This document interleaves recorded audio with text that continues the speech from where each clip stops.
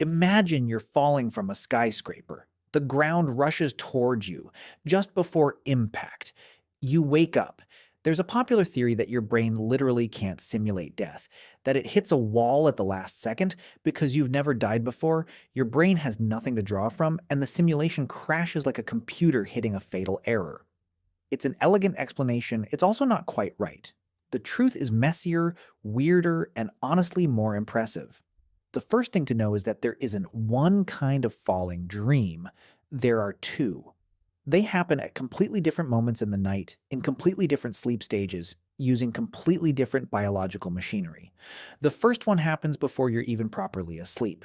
You're lying there, getting comfortable. Your body starts to relax, you are slowly falling asleep, and then your whole body snaps awake, like you grabbed a live wire, like the floor dropped out from under you.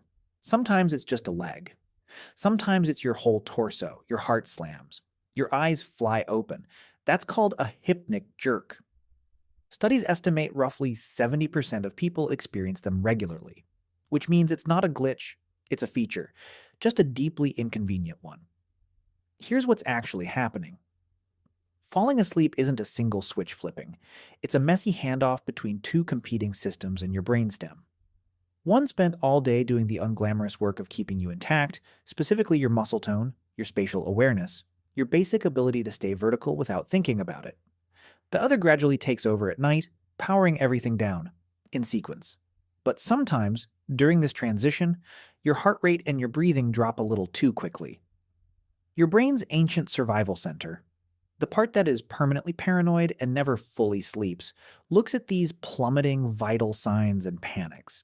It doesn't realize you are just comfortable. It assumes your organs are shutting down. It thinks you are literally dying.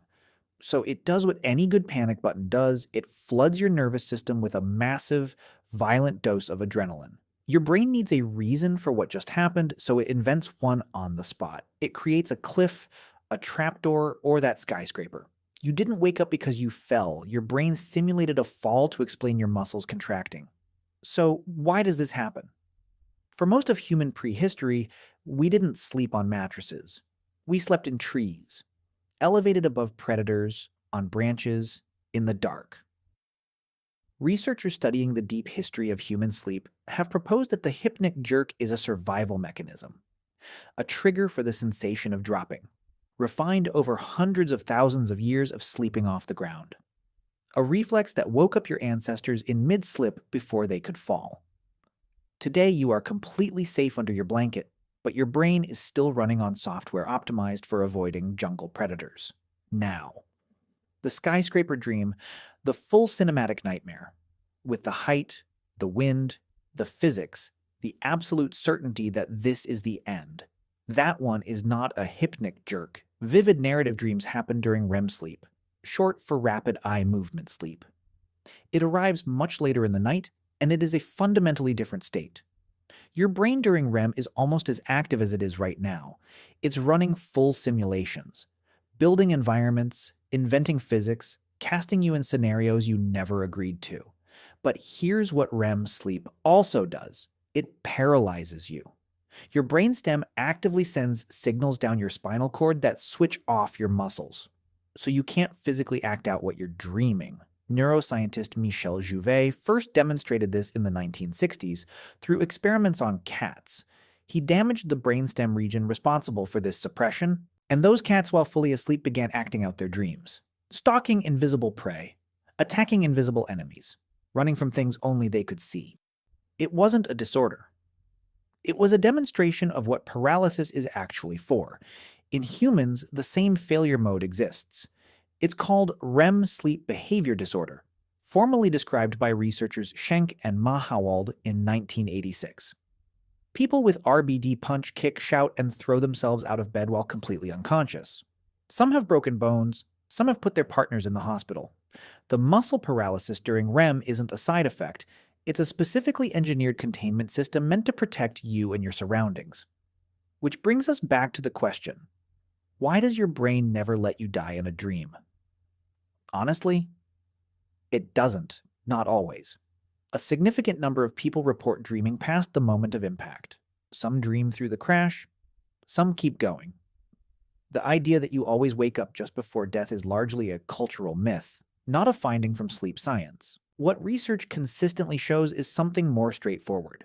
Fear during a dream is physiologically real. That fear isn't just a feeling, it's measurable. While you're dreaming, your heart rate actually climbs. Your breathing changes. Your body is genuinely reacting to something that isn't happening. Scientists can literally see it on a monitor. A sleeping person, perfectly still, with a cardiovascular system that thinks it's running for its life. And the thing driving all of that is a small structure deep in your brain called the amygdala. Think of it as your brain's alarm system. It runs all day. But during REM sleep, the dream stage, it doesn't quiet down. It gets louder, more active than when you're fully awake. The strange thing is, that's not an accident. It's the whole point. REM sleep is a processing session. Your brain pulls up emotionally charged memories and reruns them.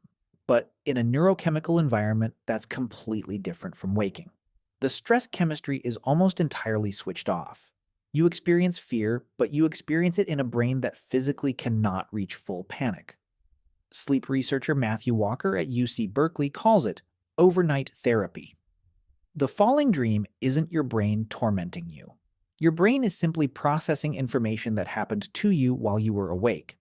So when the fear finally gets loud enough that the alarm system overrides the processing, the brain aborts. It decides the threat is real and pulls you out. Not because you hit the ground and the code crashed, because the therapy session got too intense and the system shut it down as a safety measure. There's something strange about knowing this. The most terrifying moment your unconscious mind can generate is also, quietly, one of the most productive things your brain does all day. Fear, it turns out, is not the opposite of rest. Sometimes it is the rest.